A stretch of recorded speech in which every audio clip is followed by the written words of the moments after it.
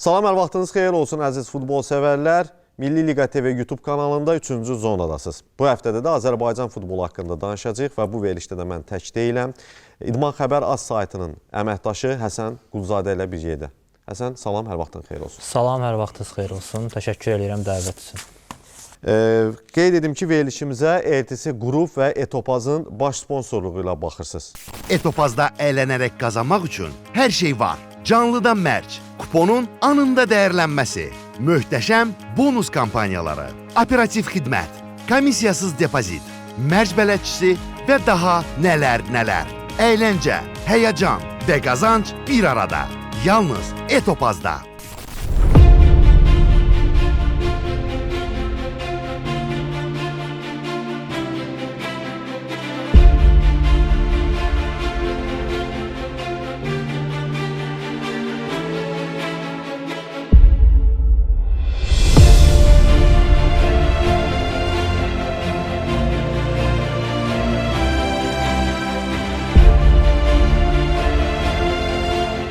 Həsən, keçək verilişimizə.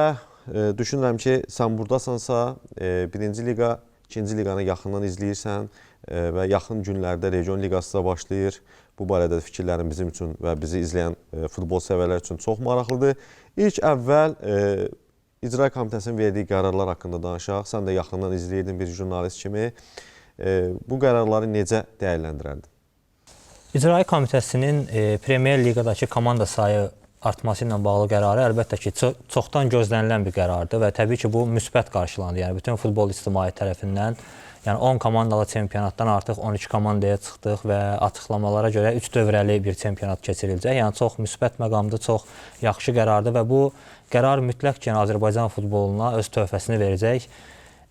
Digər əslində qərarlardan biri də, daha önəmli qərarlardan biri də legioner limitin ləğvi məsələsidir. Yəni, bu Premier Liqada komanda sayının artımı hər nə qədər çox müsbət qarşılansa da, legioner limitin ləğvi məsələsi biraz, belə deyək, müzakirələrə səbəb oldu. Sən də sosial şəbəkə hesabından bu barədə paylaşım etmişdin. Biz dəfələrlə legioner limitin məsələsinə toxunmuşuq. Yəni, hətta sabiq AFFA rəhbərliyin dönəmində belə bizdə bu məsələ ilə bağlı bizim saytımızda yazılar gedib və açığı mən bu məsələyə də çox müsbət yanaşıram. Yəni, mən bir qrupdan fərqli olaraq legioner limitin ləğvini Azərbaycanlı futbolçuların tamamən sıradan çıxmış kimi qəbul etmirəm.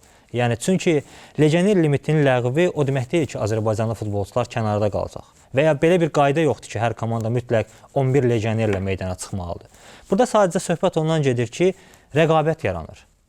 Yəni, bugün biz çempionatda 50-60 nəfər yerli futbolçu olmaqdansa, istəyərik ki, 20-25 nəfər keyfiyyətli yerli futbolçu olsun. Məsələn, baxaq Premier Liqa klubların baş məşqçilərinə, onlar yerli futbolçu qıtlığından şikayət edirlər. Əslində, burada söhbət keyfiyyətli yerli futbolçu qıtlığından gedir. Və mənə elə gəlir ki, legioner limitinin ləğvi, yəni dərhal olmasa da yavaş-yavaş bir müddət sonra Azərbaycanlı futbolçuların inkişafı üçün çox ciddi təkan yaradacaq. Yəni, bu qərar mən çox pozitiv yanaşıram. Bu qərarı həqiqətən də yəni, dəstəkləyirəm. Düzdür, gözləmirdim belə birdən-birə legioner limitini ləğv eləyərlər. Fikirləşirdim bəlkə 8-3 olar, daha sonra bu qərar qəbul edilər. Amma AFFA rəhbərliyi bir növdə belə cəsarət göstərərək, məsuliyyət üzərinə götürərək belə bir qərar verdi. Yəni, ümid edirəm ki, bu qərarın faydaları olacaq Azərbaycan futbolu üçün. Ümumiyyətlə, verilən qərarlar, limitin ləğv olunması, yerli futbolçuların oynadanda müəyyən məbləğ qarşılığı onlara güzəşt edilməsi ilə bağlı fikrin nədir? Yəni, dediyim kimi, əslində burada legioner limitinin ləğvində elə məsələn, qaydalar qoyulub ki, rüsumlar elə tətbiq olunub ki, yəni burada hər kəs istəsə belə 11 legionerdən meydana çıxa bilmir. Çünki bunun üçün çox ciddi məbləğ ödəməlisən. Burada, məsələn, bəzi mütəxəssislər belə fikir səsləndirir ki, büdcəsi yaxşı olan imkanlı klublar üçün bu əla qərardır. Amma yəni, büdcəsi yaxşı olan klub da Azərbaycan klubudur. Yəni, onlar səviyyəli legioner heyətə cəlb edəndə avtomatik biz səviyyəli çempionat izləmiş oluruq. Və illərdir biz deyirik ki, Premier Liqada, yuxarı pillələrdə rəqabət yoxdur və bu yönlə biz orada rəqabət yarada bilərik. Yəni, bugün Avrokuboklarda bir Qarabağ çıxış edirsə, bəlkə də legioner limitin ləğvindən sonra daha başqa klublarımız da orada heç olmasa 1-2 mərhələ keçə bilər. Yəni, Xatırlar, bu Qəbələ Avropa Liqasının qrup mərhələsini adlayanda səviyyəli legionerlər vardı. Əlbəttə ki, hə. Yəni, hamısına baxanda, əslində Qarabağın uğurunun bir növrəsində də səviyyəli legionerlərin payı çox olubdur. Yəni, mən orada yerli futbolçuların əməyini kənara atmıram, amma etiraf edək ki, yəni, səviyyəli legionerlərlə daha yaxşı nəticələr qazanmaq olur. Və bu Azərbaycan klublarının, əgər hansısa klubun güclənməsi də elə Azərbaycan futbolu üçün faydalı bir şeydir. Yəni klublar ayrı, Azərbaycan milli komandası ayrı deyil ki. Yəni bu gün Azərbaycan klublarının güclənməsi, yenə təkrar edirəm, Premyer Liqada səviyyə artmaq deməkdir, rəqabətin daha yüksək səviyyəyə çıxması deməkdir və ən əsası Azərbaycanlı futbolçuların daha məsuliyyətli olması deməkdir. Çünki heç kim, hamı başa düşür ki, yəni sənin artıq ilk 11-likdə yerin, belə deyək, təmin olunmayıb. Sən oynayacaqsan, çalışacaqsan, formanı alacaqsan və meydanda olacaqsan. 2 qat çalışmaq lazımdır, belə deyək. Əlbəttə ki, yəni bu dünyanın bütün inkişaf etmiş ölkələrində belədir. Biz zaman-zaman Azərbaycan futbolundakı çatışmazlıqları ortaya qoyanda baxıram ki, Avropanın inkişaf etmiş ölkələrindən müqayisə edirik. İstər stadion baxımından, istər infrastruktur, baza baxımından. Amma elə orada da legioner limiti çoxdan ləğv olunub. Yəni niyə məsələn bu məsələdə biz o tərəfə baxmırıq, elə israr edirik ki, yox, bizdə limit olsun, bu yerli futbolçular məhv olacaq. Xeyr, qətiyyən belə deyil. Verilən qərarlara baxanda çoxları üçün futbol mütəxəssisləri olsun, ictimai nümayəndələr olsun, gözlənilməz qərarlar idi. Yəni çoxları gözləmirdi bu qərarları. Sürpriz oldu, bəli. Sürpriz qərarlar idi və komanda sayının artması oldu, qərar verildi. Bu yaxın günlərdə də məsələlər var idi. Yəni ki, qeyd olunur ki, 1-ci liqanın 3-cü pilləsi ilə Premyer Liqanın sonuncu pilləsi arasında play-off qarşılaşması olsun. Bu da ictimaiyyətdə müəyyən narazılığa səbəb olmuşdu. Yəni jurnalistlər olsun, ictimai nümayəndələr olsun, bunları belə desək yaxşı qarşılanmamışdılar və sonradan qərar belə desək, mən düşünürəm ki, o ictimai nümayəndələrin də fikri, jurnalistlərin də fikri əsas təsir göstərdi və qərar ləğv olundu. Yəni idman prinsipləri qorundu. Yəni düşünürəm ki, bu Premyer Liqada sonuncu pillələrdə mübarizə aparan komandaların da mübarizəsinə müsbət təsir eləyəcək. Heç kim düşmək istəmir də, yəni. Heç kim düşmək istəmir. Digər tərəfdən, əgər play-off tətbiq olsaydı, bu çox ədalətsiz bir qərar olardı. Yenə deyirəm, bizim klublarımız dövlətdən ayrılan vəsaitin hesabına formalaşır büdcəsi, böyük hissəsi. Və biz yəni dövlətin 300 min verdiyi klubla 3 milyon verdiyi klubu üz-üzə qoyub onların yarışını izləyə bilmərik. Üstəlik nəzərə alaq ki, bir tərəfdə 7 legioner oynaya bilir, amma birinci liqa klublarında bu say aşağıdır. 3 legioner oynaya bilir. Yəni heç cür şərtlər münasib deyil. Yəni bir yarış keçirilirsə, orada şərtlər eyni olmalıdır. Bunu da alqışlamaq olar da bu qərarda. Bu da təbii ki, alqışlanası qərardır. Yəni ümumiyyətlə AFFA İcraiyyə Komitəsinin son qərarlarının hamısı çox təqdirə layiqdir. İstər komanda sayının artmağı, istər legioner limitinin ləğvi. Yəni bir burada mübahisəli məsələ bu qalmışdı, play-off məsələsi qalmışdı, amma o da açıqlandı ki, artıq play-off yoxdur. Premyer Liqanın sonuncusu tərk edir. Bu həm birinci liqa klublarına o ciddi yanaşmalar üçün təkan verdi. Çünki artıq hamı bilir ki, 3 komanda Premyer Liqaya gələcək və bu həm nəticə baxımından, həm infrastruktur baxımından onların üzərinə daha da bir məsuliyyət yaratdı və daha bir həvəs yaratdı. Digər tərəfdən də Premyer Liqa klubunun sonuncusu artıq arxayınlaşmamalıdır ki, mən onsuz da play-off oynayıb birinci liqa klubunu məğlub edəcəm. Yox, artıq o da bilməlidir ki, yəni nə olur olsun sonuncu birinci liqaya yuvarlanır. Növbəti mövsümdə də müəyyən proseduralar açıqlandı. Yəni sonuncu yeri tutan komanda birbaşa düşür. 11-ci. Yəni sonra play-off qarşılaşmalar. 11-ci yer tutan play-off oynayır. Oradan da bu verilən qərarlar idman prinsiplərinin qorunması, birinci liqadakı səviyyənin daha da artmasına deməkdir. Premyer Liqada da mübarizənin daha genişlənməsidir və futbol coğrafiyamızın da məsələn Premyer Liqada genişlənməsidir. Yəni biz bilirdik ki, neçə illər komandalarımız belə deyək Bakıda oynayır, hamı deyirdi Bakı çempionatı və şükürlər olsun ki, artıq Turantovuz var, Kəpəz var və birinci liqadan Şamaxı var, bəli. Birinci liqadan da çox güman ki, Qəbələ gələcək və 2 komanda da ona qoşulub 3 komanda birinci liqadan artıq Premyer Liqaya belə deyək, öz qədəmlərini qoyacaqlar. Nə düşünürsən? Birinci liqadan gələn komandalar müəyyən güzəştlər olmalıdır. Çünki Premyer Liqanı uzun müddət birinci liqada baxanda o komandaların siyasına yüksəlmək fikrində olan komandanın siyasına baxanda, yəni onlar uzun müddətli Premyer Liqada oynamırlar. Təcrübəsizlik var. Müəyyən güzəştlər olmalıdır.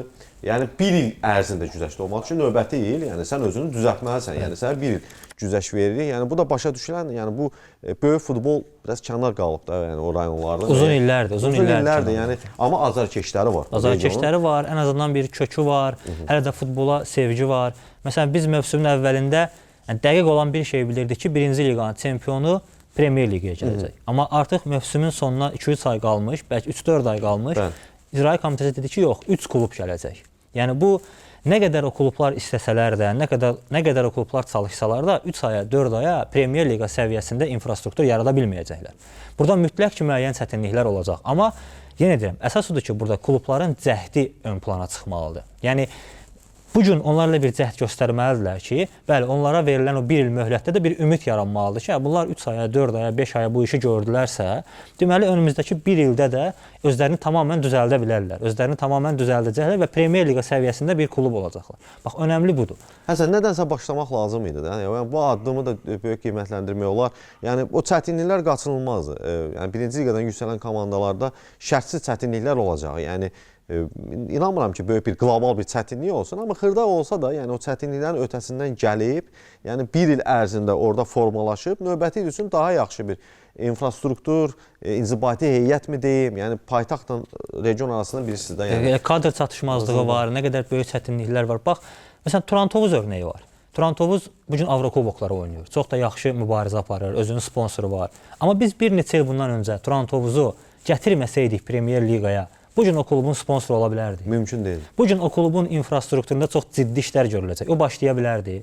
Eyni zamanda Kəpəz üçün də. Kəpəzin də artıq bu gün sponsoru tapılır və deyilir ki, artıq növbəti mövsümdən fərqli klub olacaq. Və bu klub illərdir birinci liqada qalsaydı, yox sən heç nəyin uyğun gəlmir, sən infrastrukturun yaxşı deyil deyib onu orada saxlasaydıq, bu gün bu klubların sponsoru mümkün deyildi ki, olardı. Kəpəz Premyer Liqaya gəlməsəydi, o stadion tikilərdimi? Yenə tikilməzdi. Yenə ən azından Premyer Liqa özü bölgə klubları üçün ciddi təbliğatdır. Çünki istər-istəməz mətbuat yazır, ictimai onları daim diqqətdə saxlayır, efirdə onlardan danışılır və beləliklə iş adamlarının öz bölgələrinə və ya futbolu sevməsində müəyyən qədər bir təkan olur. Yəni biz bu gün hamıdan ideal səviyyə şərait gözləyə bilmərik ki, hansısa klubun ideal şəraiti yoxdur, yox bu Premyer Liqaya gəlməməlidir. Xeyr, gəlməlidir. Müəyyən qədər işi özü görməlidir. Müəyyən qədər iş də zamanla həll olmalıdır. Biraz da güzəşt verilməlidir. Bildiyim qədərilə açıqlama verilib AFFA-dan ki, yəni 1 il möhlət veriləcəkdir. Yəni indi biz bu gün oturaq, bu gün Premyer Liqaya gələnlə illərdir Premyer Liqaya gələn klub arasında, yəni baxaq, tam hamısından ikisində də eyni şeyləri tələb eləmək əsasnaməyə görə düzdür, amma bəzi şeylər var ki, onları nəzərə almalıyıq. Məncə nəzərə alınacaq. Amma dediyim kimi, birinci liqa klubları əsas odur ki, özlərində o cəhdi göstərsinlər. Yəni müəyyən qədər işləri görsünlər. Xüsusən stadion amili, indi sən də razılaşarsan ki, çox böyük amildir. Yəni mən bu gün gəlim Premyer Liqaya, bu bölgəni bura qoyum, gedim yenə Bakıdan stadion axtarım. Yəni bu şeyləri artıq biz bitirməliyik. Yəni bu şeylər artıq geridə qalmalıdır. Mən o stadionla məsələ olan birinci liqada problemlər çoxdur stadion məsələsində, ot qazon məsələsidir. Çünki Premyer Liqa istəyən o birinci liqa komandası bir ilk növbədə stadionun o qazonuna, infrastrukturuna əl gəzdirməlidir. Təsəvvür eləyək ki, Premyer Liqanın hansı bir komandası İmişliyə gəlir, Yevlağa gəlir. Yəni burada da arjetaj olacaq, azarkeş baxımından. Məsələn, paytaxtda bəzi oyunlara baxırıq ki, çox oyunlardır. Burada artıq media nümayəndələri olacaq, burada artıq azarkeşlər olacaq, burada artıq canlı yayım olacaq. Yəni bu birinci liqa ilə Premyer Liqa oyunu eyni deyil axı. Yəni çox böyük səviyyə fərqi var və çox böyük diqqət fərqi də var. Ona görə burada bir məqam da var, Bəhruz. Burada məsələn deyilmir ilk üçlüyü tutan Premyer Liqaya gələcək. Yəni diqqət etmisənsə orada deyir ki, 3 komanda Premyer Liqaya gələcək. Yəni elə ola bilər ki, bəlkə də kimsə mövsümü 3-cü pillədə tamamlayar, amma ona Premyer Liqa vəsiqəsi verilməz. Bu işlərin yenə sonunda lisenziyalaşdırma məsələsi və klubların cəhdi hansı cəhd göstərirlər, amma hər şeydən əvvəl infrastruktur yaxşı səviyyədə olmalıdır. Premyer Liqa səviyyəsində olmalıdır ki, indi canlı yayım veriləcək, bütün dünya baxacaq. Yəni burada məsələn Avropada oturan baxır Azərbaycan çempionat stadionun vəziyyəti. Burada necə futbolu inkişaf elətdirmək olar? Hərənin öz fikir düşünür. Gələn legionerlər var. Artıq legioner limiti ləğv olunubsa, bu demək ki, daha çox legioner gələcək. Və sən səviyyəcə daha yüksək legioner gətirmək üçün səviyyəcə daha yüksək çempionat keçirməlisən. Yəni çünki bütün legioner hansısa bir komandaya, bir ölkəyə gələndə ən azından heç nə olmasa bir Google-a yazıb baxır, araşdırır. Orada stadiona baxır, atmosferə baxır, şəraitə baxır. Və biz səviyyəli legionerlərin azlığından şikayət edirik həmişə. Bunun üçün yenə deyirəm, səviyyəli çempionat keçirmək lazımdır. Düzdür, bunun üçün yaxşı işlər görülür. İstər AFFA tərəfindən, istər Peşəkar Futbol Liqası tərəfindən, ən azından ötən illərlə müqayisədə xeyli yaxşı işlər görülübdür. İnanırıq ki, bunun davamı da gələcək. Amma ən azından artıq yenə deyirəm, klublar üzərinə çox yük düşür. Onlara mütləq şəkildə cəhd göstərməlidirlər. Onlar mütləq şəkildə Premyer Liqa, artıq Premyer Liqa məsuliyyətini dərk eləməlidirlər və yavaş-yavaş o infrastruktur məsələlərin həllinə başlamalıdırlar. İnanıram ki, yəni bu problemlər infrastrukturla bağlı, kadr inzibati meyarlarla bağlı olan məsələlərdə çətinliklər olacaq, amma cəhd göstərmək lazımdır, bu çətinlikləri aradan qaldırmaq lazımdır. Sən də düzgün qeyd etdin, müəyyən güzəştlər olacaq bir mövsümünü və növbəti mövsüm o güzəştlər olmayacaq. Artıq belə deyəcəklər, səhər güzəşt elədik, növbəti mövsüm üçün öz işini özün həll elə. Ümumiyyətlə, sən 1-ci liqanı, 2-ci liqanı yaxından izləyirsən. Burada da 2-ci liqa komandalarına birinci liqaya çıxmaq şansı 3 komanda oldu, yəni artdı. Düşünürəm ki, ilk yerlərdə qərarlaşan Şaxtaq Qusardır, orada da ilk üçlükdə kimlər? Şaxtaq Qusar, Şafa, düşünürəm ki, heyət baxımından, oynadıqları oyun baxımından birbaşa vəsiqə qazanacaq komandalardır. Üçüncü yerdə uğrunda da Şimal və mübarizə gedir. Hypes Quba arasında mübarizə gedir. Mən baxıram ki, Araz Saatlı da o mübarizəyə yavaş-yavaş qoşulmaq üzrədir. Xal hesabını artıra. Necə düşünürsən, bu komandalarda, birinci liqada da şərtlər var, lisenziyalaşdırma şərtləri var. O komandalarda da, məsələn, Şafanın sponsoru var. Var, çox ciddi. Şimalda da sponsor var. Onlar belə qış təlim-məşq toplanışını Misirdə keçirdilər. Mən onların təlim-məşq toplanışını sosial şəbəkə hesablarından baxdım. Ümumiyyətlə, bu komandaların gəlməyi, birinci liqada rəqabəti, marağı daha da artıracaqmı? Necə düşünürsən? Orada da coğrafiya genişlənir. Şaxtaq Qusar gəlir, Xaçmaz, Şimal orada oynayır. Yəni, düşünürəm ki, maraqlı mübarizəyə şahidlik edəcəyik. Bax, ikinci liqada indi ötən ildən yaranıbdır. Orada məsələn Şaxtaq Qusar bu gün liderdir. Yəni Şaxtaq Qusar o çempionatın deyərəm ki, yəni çox klub səviyyəsində, yəni klub olma yolunda çox ciddi atmış komandalarından biridir. Üstündədir belə. Çox üstündədir. Yəni tək nəticə baxımından demirəm. İdarə etmə baxımından, kollektiv baxımından, o yanaşma baxımından, yəni Şaxtaq Qusar bu gün yəni azı birinci liqa səviyyəsində bir klubdur. Şəxsi avtobusu olan yeganə klublardan biridir. Yeganə klublardan da, yəni istər, yəni necə deyim, yəni hər bir şəraitinlə yəni bu komanda birinci liqada oynamağı haqq edir.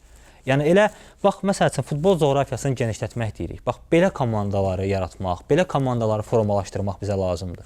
Düzdür, onlar ev oyunlarını təəssüf ki, Qusarda keçirə bilmirlər. O stadion orada uzun illərdir təmir olunasıdır, olunur, olunacaq. Yəni hələ də bilinmir necə olacaq, amma klub ən azından öz üzərinə düşən işi artırlamasıyla görür. Cəhd göstərdirlər. Çox ciddi cəhd göstərirlər. Hətta onlar ötən mövsüm də birinci liqaya gələcək səviyyədə işlər görürdülər. İndi nəticə qazana bilmədilər deyə indi gələ bilmədilər, aydın məsələdir. Amma bir klub kimi, yəni aşağı liqaların üzərində bir klubdular. Aşağısı elə birinci liqa səviyyəsində olmağa layiq bir klubdur. Digər tərəfdən orada Şafa amilini də qeyd edir. Şafada da sponsor var. Yəni burada çoxu deyir Bakı komandasıdır. Fərqi yoxdur, hə. Amma mən düşünürəm ki, Şafada görülən işlər, orada da peşəkarlıq yüksək səviyyədədir. Məsələn, heyətini də bu qış fasiləsində çox gücləndirdi. Birinci liqa, Premyer Liqa səviyyəsində olan Premyer Liqadan demək olar 2 dənə futbolçunu heyətinə qatdı. Yəni elə öz çempionatlarında çempionluq oynayan Şaxtaq Qusardan əsas bir oyunçu ala bildilər. Digər tərəfdən Amil Yunanov səhv etmirəmsə artıq bu komandada çıxış edir. Hətta mətbuatda Şamaxıdan 2 futbolçunu cəlb elədilər. Özü çox yüksək məbləğdə maaşlar verirlər. Yəni ikinci liqanın belə çox üzərindədir. Bəlkə də birinci liqa səviyyəsində olar. Hətta birinci liqada da belə bəzi komandalardan daha yüksək maaşlar verir Şafada. Hətta onlar mövsümün əvvəlində mətbuatda belə xəbərlər çıxdı ki, Premyer Liqada oynamaq üçün müraciət eləmişdilər AFFA rəhbərliyinə ki, bəs biz lazım olan büdcəni də göstəririk. Yəni bizi Premyer Liqaya buraxın. Təbii ki, ikinci liqadan onları Premyer Liqaya heç kim buraxmaz. Amma artıq bu şəkildə davam eləsələr, yəni növbəti mövsüm birinci liqaya çıxarlar.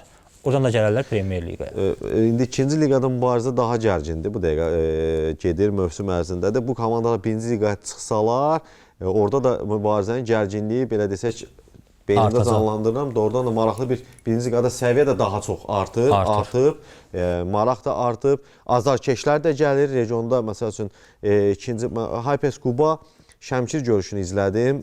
Çoxları o görüşdə Hypes Qubanın favorit qismində görürdülər, amma Şəmkir əzmkarlıq nümayiş elətdirdi. 2-1 hesab ilə qalib gəldi. Mən baxıram məsəl üçün Şəmkirdən Qubaya Şəmkirli futbol azarkeşləri gəlmişdir. Komandaların dəstək oldular. Bir 30-a yaxın. Yəni Şəmkir futbol bölgəsidir. Ümumiyyətlə bilirsən, yəni vaxtilə bu komandanın kökü olub. Yəni futbolu çox sevirlər. Orada da işlər başlayıb. Stadion qazonu ilə bağlı müəyyən işlər görülür. Ümumiyyətlə ikinci liqada da birinci liqaya can atmaq və infrastrukturu yaxşılaşdırmaq prosesi davam eləyir. Ümumiyyətlə sən də izləyirsən ikinci liqanı. İkinci liqanın ən böyük problemi hələ də ciddi infrastruktur çatışmazlığıdır komandalarda. Xüsusən də məsələn bax bölgə komandaları illərdir futbolsuz qalmağın əziyyətini çəkirlər. Yəni bu gün ikinci liqa komandalarındakı infrastruktur, şərait, baza məsələsi çox, yəni belə deyək də, çox aşağı səviyyədədir. Yəni düzdür, bu yarı peşəkar bir çempionatdır, amma hər halda hardansa başlanmalıdır. Hamısı gəlir büdcəyə, maliyyə şərtlərinə dirənir ki, və bu gün onlar üçün ayrılan o 50 min vəsait, yəni yalnız komandanın elə bir mövsüm yol xərclərinə və elə ancaq qidaya, bu kimi şeylərə gedir. Və orada heç bir işlər görülmür. Bax, bu biraz məndə məsəl üçün sual işarəsi yaradır ki, əgər Sponsoru olmayan komandalardan söhbət çox, gedir. əlbəttə ki, çoxdur bu komandalar orada. Yəni cəmi orada 3-5 komandanın sponsoru var və bu gün belə deyək də, yəni hansısa 5-3 iş adamının ayda hansısa bir bölgə komandasına müəyyən vəsait verməsi belə bəri. Bu sponsor demək deyil. Bu da müvəqqəti bir şeydir. Amma burada ciddi şəkildə işlər görülməsi üçün ciddi vəsaitlər olmalıdır. Bu Şəki City'də stadionla bağlı müəyyən işlər görüləcək. Niyə? Səbəb nədir? MDB oyunlarının çövkən yarışları məhz Şəkidə keçirilməsi qərarı alınıb. Mən çox sevindim ki, Şəkinin stadionu, o mənzərəli stadion, o törtüyündə müəyyən dəyişikliklər olacaq. Tribunalarda təmir bərpa işləri olacaq. Yəni o stadionda yavaş-yavaş belə deyək ki, 2-ci liqa hazır səviyyəyə gətiriləcək bu MDB oyunlarından sonra. Bu 2-ci liqada bu son vaxtlar baş verən belə deyək, oyunlara baxanda, yəni mübarizə keyfiyyətlərinə baxanda, o sponsorlu komanda ilə sponsorsuz komandanın oyununa baxanda fərq hiss olunur. Açıq şəkildə. Heyət baxımından olsun, şərait baxımından, olsun. imkan baxımından. Yeri gəlmişkən Şəki City-dən yanasa Ağdaşda da biraz hərəkətlənmə var. Təxminən 200 gün öncə Futbol İnkişaf Fondunun rəhbəri Tural Piriyev Ağdaşda oldu. Ağdaş rayonuna yeni icra başçısı təyin olunub. Görüşüblər, görüş keçirilib və müsbət məqam odur ki, Ağdaşın icra başçısı yəni stadiona gəlir. Futbola biraz marağı var. Yəni nəsə eləmək istəyir və bildiyim qədərilə bu görüşdən sonra Ağdaş şəhər stadionunda müəyyən hərəkətlənmə olacaq. Tribunalarda, paltar dəyişmə otaqlarında biraz əl gəzdiriləcək. Düzdür, bu komandaya hələlik bir təsiri yoxdur büdcə baxımından. Komandanın büdcəsi artacaq, artmayacaq. Bunlar elə sual işarəsi olaraq qalır, amma ən azından müəyyən bir cəhd var. O da sevindiricidir, mən düşünürəm. Əlbəttə sevindiricidir. Ümumiyyətlə bölgələrdə rayon rəhbərliyi bu idmanın bu növünə nə qədər həvəsli olsa, bir o qədər üstünlükdür. İndi görək necə olacaq, tək ki, yəni yaxşı olsun. Ağdaşa da lazımdır. Stadionun qazonu ilə bağlı, tribunalarla bağlı, o tribunalar artıq köhnəlib, o taxta tribunalar artıq belə desək Sovet dövründə qalıb, müasir tribunalar olmalıdır. Elə paltar dəyişmə otağı da lazımdır, hər şey yenilənməlidir. Yəni düşünürəm ki, növbəti mövsüm üçün həm 2-ci liqa komandalarının iddiası, 1-ci liqa komandalarının iddiası, bu idman prinsiplərinin qorunması, düşünürəm ki, Azərbaycan futboluna müsbət təsir edən məqamlardan biridir və son illər ərzində, son aylar ərzində müzakirə səbəbi olan region liqası niyə başlamadı, region liqası niyə başlamadı? Bu ildə rekord sayda futbol komandaları var ki, region liqasında iştirak edən. Mən siyahıya baxdım, çoxu rayon komandalarıdır. Məsələn, Yevlaxın Qarxun kəndi var, Qarxun komandası. Onlar da region liqasında 2-ci il ardıcıl iştirak eləyəcəklər. Məsəl üçün Ağzəbədidən var, Goranboydan 2 komanda var region liqasında.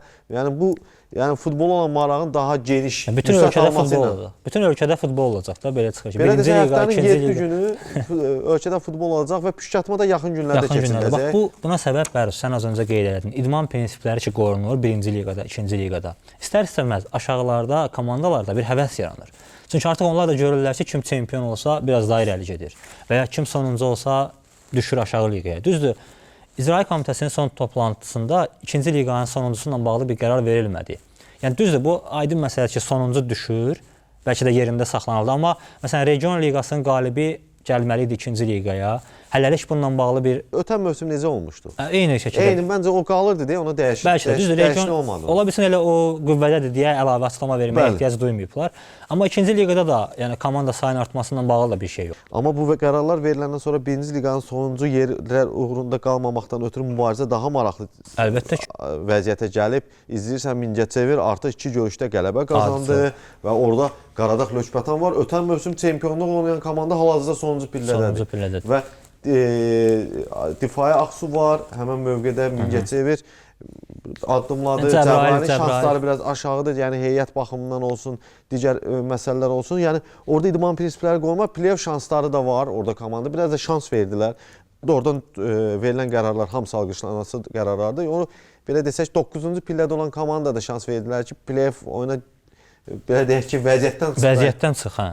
Vəziyyətdən çıx, yəni ümumiyyətlə getdikcə ancaq yəni maliyyə imkanı tapan klublar, sponsor özünə cəlb edən klublar yavaş-yavaş ayaqda qalacaqlar.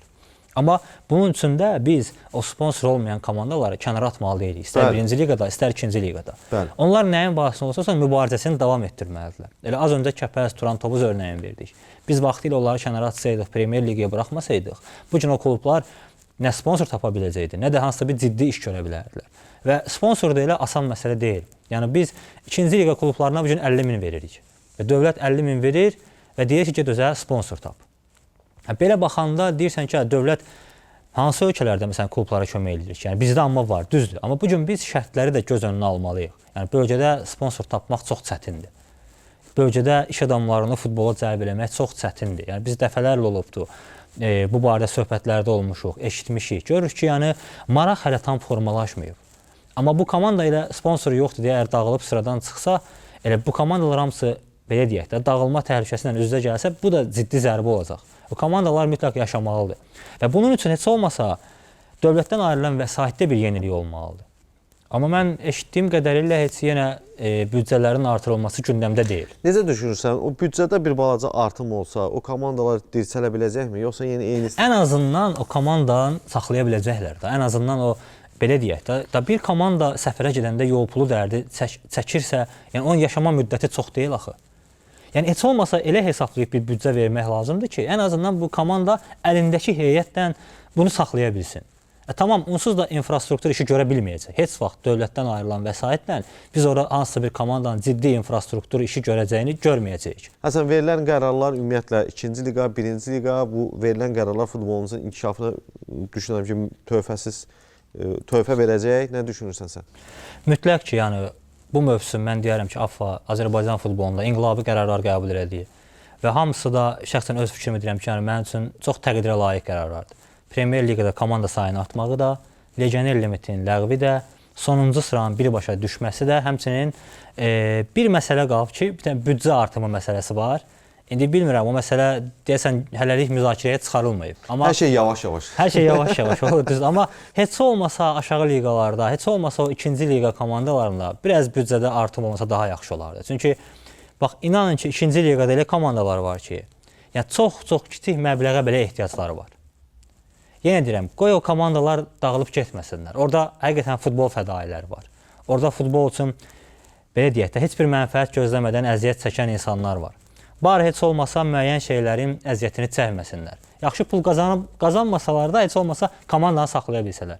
Yəni bir də bu büdcə artımı məsələsinə baxılsa, bu yöndə bir qərar qəbul eləsə, hər şey məncə daha da möhtəşəm olacaq.